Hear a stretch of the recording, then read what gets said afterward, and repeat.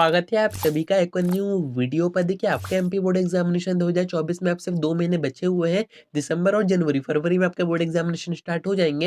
And ऐसे में आपको पता ही होगा कि आपके जो बोर्ड एग्जामिनेशन होते हैं वो आपको सेंटर पर जाके एग्जाम देने होते हैं। आपका जो स्कूल रहेगा वहाँ पर आपको एग्जाम नहीं देने हैं।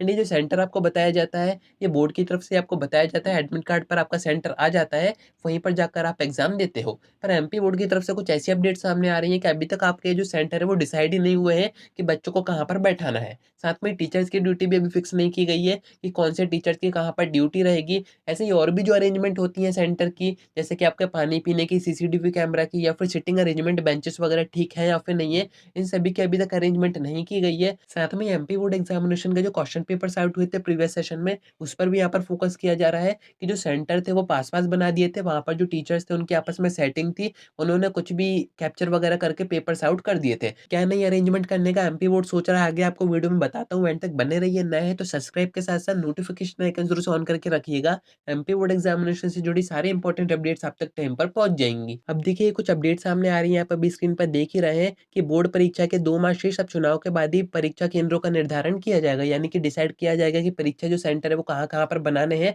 अब ये जो आपके परीक्षा सेंटर होते हैं, आपके प्राइवेट स्कूल्स भी होते हैं, गवर्नमेंट स्कूल्स भी होते हैं। ऐसे ही इस अपडेट में आपको बताया जा रहा है कि परीक्षा केंद्रों का निरीक्षण चुनाव के बाद किया जाएगा। यानी कि आपके जो परीक्षा सेंटर होते हैं, जो आपके सेंटर बनाए जाते हैं, वो डायरेक्ट नहीं बनाए जाते हैं, वहाँ पर प्रॉपर चेकिंग की जाती है कि वहाँ पर अरेंजमेंट्स है कि नहीं है। तो ये जो एग्जाम सेंटर बनाने की प्रोसेस है वो चुनाव के बाद स्टार्ट की जाएगी। एंड आपको पता ही है चुनाव तो हो गए एमपी में। एंड यहाँ पर डेट आपको बताई जा रही है कि 20 नवंबर के बाद, यानी कि 20 तारीख के बाद ये जो प्रोसेस है वो स्टार्ट हो पाएगी। अब इसमें क्या क्या चीज़ें रहेंगी, क्या क्या चेक होता है, तो वो मैं आपको बता देता हूँ जो कि यहाँ पर मेंशन की गई है।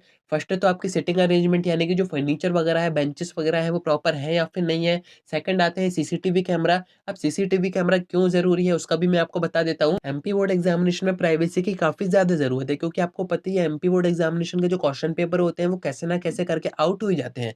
कितनी कोशिशें बचाने की करें, पर पेपर कहीं ना कहीं से बच्चों के पास आ ही जाते हैं। एंड इससे होता क्या है, एमपी बोर्ड की जो इमेज है वो भी खराब होती है। साथ में जो ऊपर से ऑर्डर्स आते हैं तो वो भी इनके ऊपर प्रेशर बनाते हैं, साथ में अपोजिशन भी प्रेशर बनाता है कि एमपी बोर्ड में क्या हो रहा है। तो एमपी बोर्ड पूरी कोशिश करता है कि उसके जो पेपर्स वगैरह है वो आउट ना हो। इस कारण से प्राइवेसी का खासकर यहाँ पर ध्यान रखा जाएगा। एंड इस बार जो टीचर्स की ड्यूटी भी रहेगी, वो ऐसा नहीं है कि जो टीचर जहाँ का है उसकी ड्यूटी वहीं पर रहेगी। यहाँ पर भी एमपी बोर्ड रैंडम पद्धति का यूज करने का सोच रहा है, यानी कि टीचर्स को खुद को नहीं पता रहेगा कि उनकी ड्यूटी कहाँ पर रहेगी। जैसे आपको आपका एग्जाम सेंटर पता नहीं होता है, वैसे ही उनको अपनी ड्यूटी का भी पता नहीं होगा।